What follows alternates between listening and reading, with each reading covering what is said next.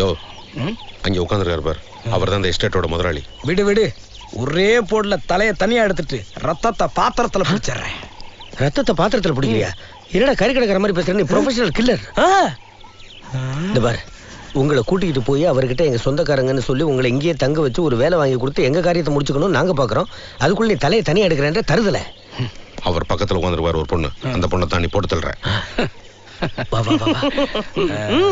அந்த ஃபைலை கொடுத்து நீங்க மரியாதையா நடந்துக்கிட்டீங்கன்னா வேலை நிச்சயம். அவ்வளவுதான். வாங்கடா.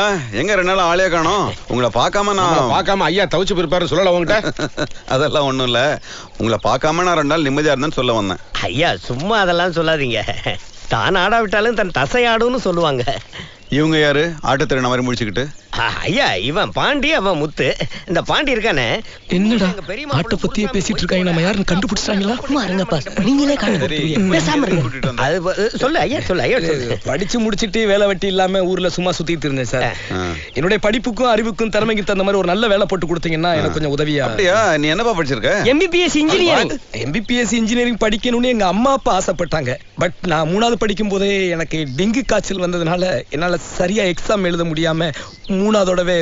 ஏண்டா 3வது படிச்சவனுக்கு என்னடா வேலை கொடுக்க முடியும்? ஐயா ஐயா ஐயா, நீங்க அப்படி சொல்லக்கூடாது.